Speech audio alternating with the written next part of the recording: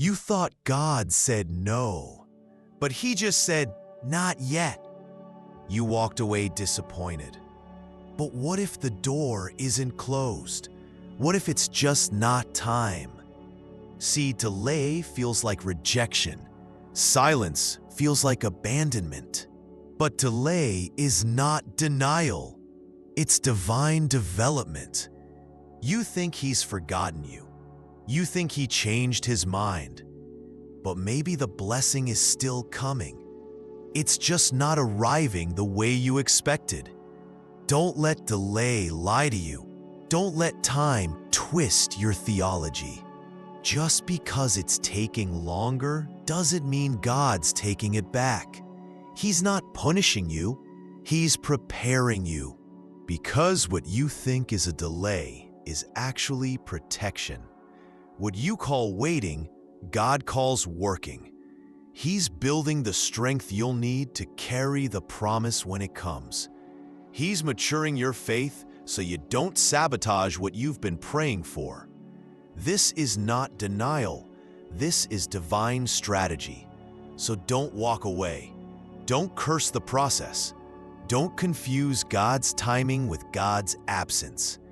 The delay might be long, but the promise still stands. Stay with me. This message will reignite your faith, heal your timeline trauma, and break the cycle of disappointment. That's been killing your confidence in God. Let's go. You had a timeline, a picture of how it was all supposed to go. By 25, you'd be married. By 30, you'd have the business.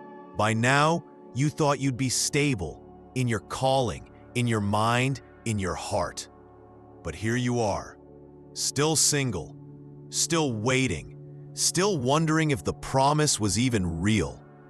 You heard the word, you felt the confirmation, you stepped out in faith, and for a while, it looked like it was working. Then, delay. The job didn't come, the door didn't open, the healing didn't happen, the prayer went unanswered. And slowly, you started to shift from faith to frustration, from boldness to bitterness, from expectation to exhaustion. You stopped praying with passion. You started playing it safe. You lowered your hope to protect your heart from more disappointment. You started saying things like, maybe it wasn't God's will. Maybe I misheard him. Maybe it was just me. But listen, it wasn't you, it was him. Because God will intentionally delay something when he knows it's not time. Not because the promise is false, but because the foundation isn't ready. The problem is we live in a world that celebrates speed. Fast success, quick answers, instant results. So when God slows things down, we panic. But the kingdom doesn't operate on our calendar. God doesn't rush greatness. He refines it. And what you're calling failure might be the furnace where your future is being forged. You are not behind. You are becoming.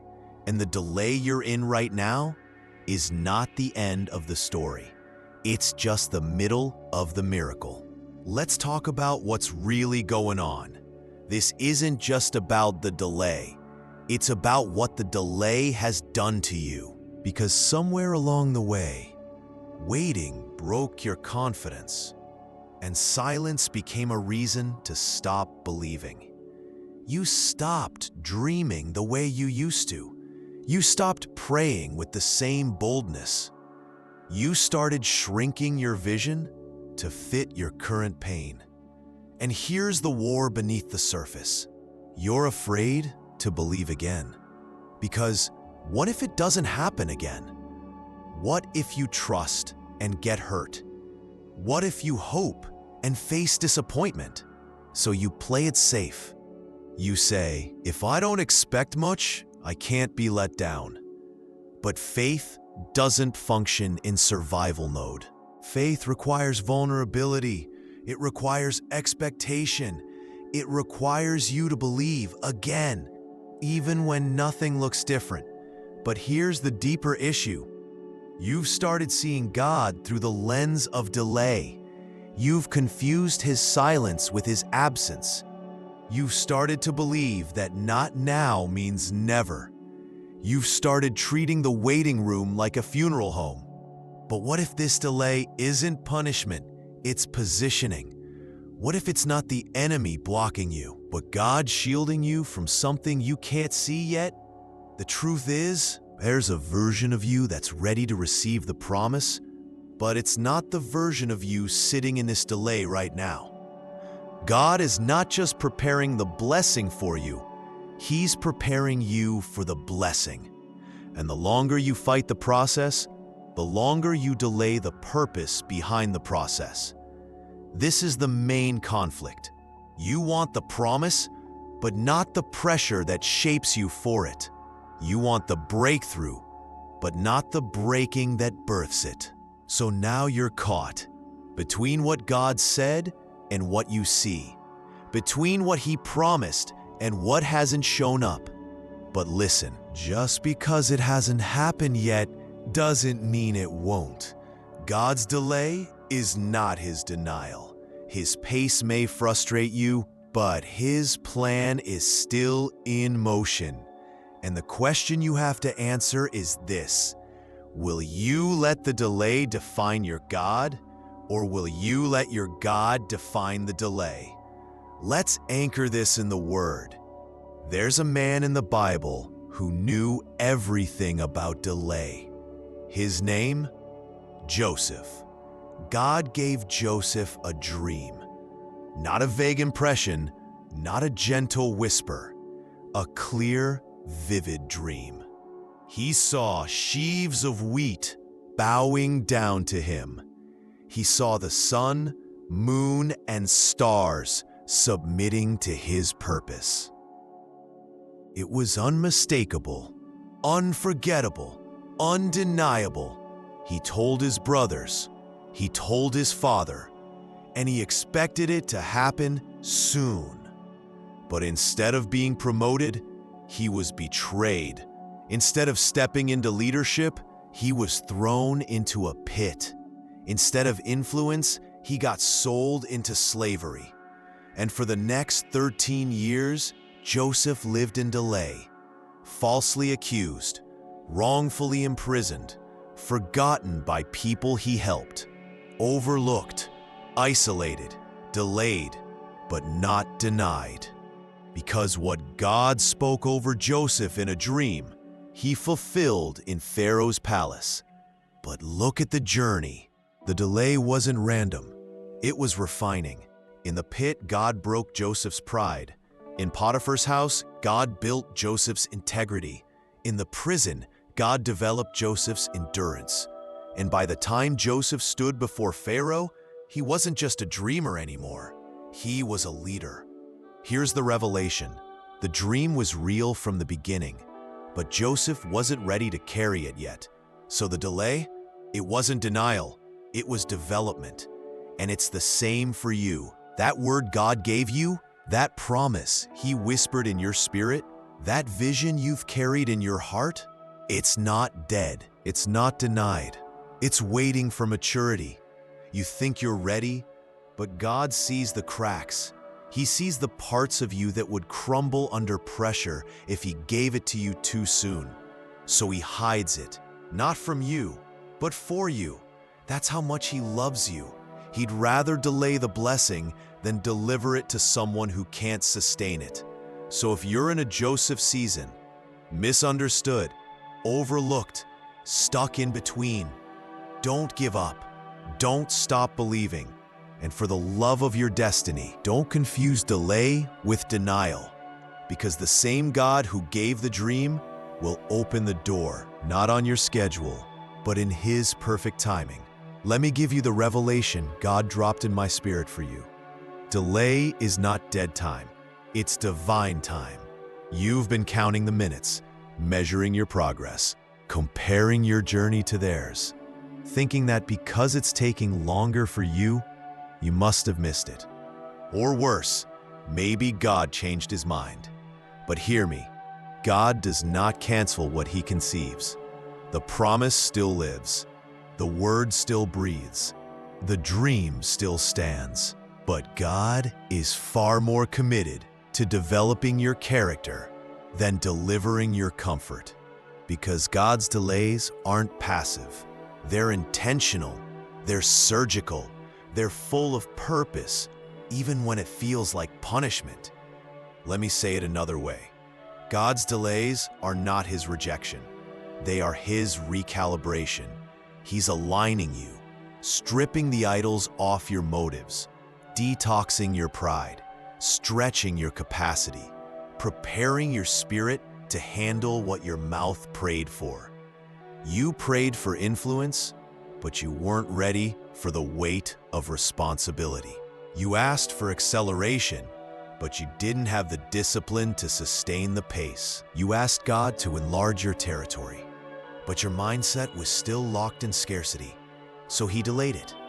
Not to deny you, but to deliver you from yourself. Because if he had said yes when you first asked, it would have crushed you. That's why delay is not punishment.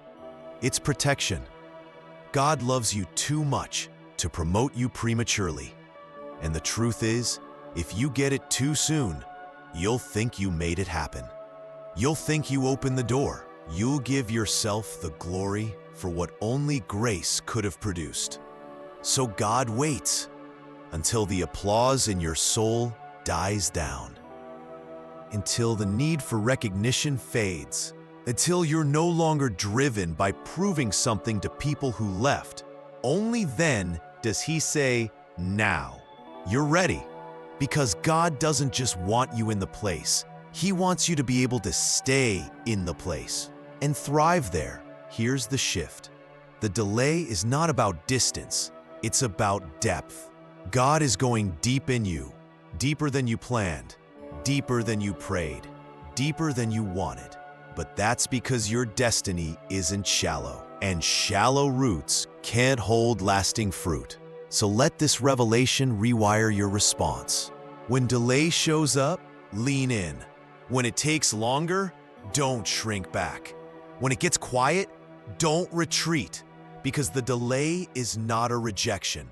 It's a sacred, holy space where God refines what no one else sees. He's not late. He's strategic. He's not punishing you. He's preparing you. He's not hiding from you. He's hiding you for the right moment. And when that moment comes, the thing you thought you lost, it'll show up bigger than you imagined. The door you thought was closed forever, it'll swing wide on a hinge made of faith. So don't curse the delay. Don't mislabel the process. And above all, don't quit, because the delay is proof that something divine is on the way. Let's take this from revelation to action, because it's not enough to feel encouraged. God is calling you to respond. So how do you walk through delay without falling into discouragement? Let me give you 3 powerful, practical steps to anchor your soul when heaven feels slow. Step 1, build while you wait. You don't wait with your arms folded. You wait with your hands working. Ask yourself, what can I build now that will be ready when the breakthrough comes? Joseph didn't sit in prison sulking. He served. He interpreted dreams. He stayed faithful. So when the palace called, he was ready. If you're waiting on marriage, build your wholeness. If you're waiting on a platform, build your character. If you're waiting on provision, build your stewardship. Because when God opens the door, he's not looking for someone with just potential. He's looking for someone who's been preparing. Step 2, speak faith, even in silence. Delay will try to mess with your mouth. You'll start saying things like, I guess it's never going to happen. Maybe God forgot about me. This always happens to me. But your language shapes your perspective. So here's what I want you to do. Every time you feel doubt rise, declare a truth louder. Say things like, he's working even when I don't see it. The promise still stands. I trust His timing over my own. This delay is making me stronger. Your breakthrough doesn't begin with what you see. It begins with what you say. Step 3. Journal what God has already done. Here's what the enemy doesn't want you to do. Remember. Because if you can remember what God did last time, you won't panic in this time. Start a delay journal. Not just to document your pain, but to capture your progress. Write the small wins, the unexpected peace, the doors He did open, the people He placed in your path, the ways He's been faithful, even in the fog. Because you'll forget what He did if you only focus on what He hasn't done yet. And that journal will become your altar of faith when the next delay comes. Don't waste the wait. Don't fumble the formation. And don't confuse slowness with stillness. God is not standing still. He's moving in you, and your posture during the delay is what determines your readiness for the promise. So today, take the step. Build, speak, write, prepare. Because this delay is not empty time. It's holy time. Lift your hands, open your heart. This is a prophetic moment.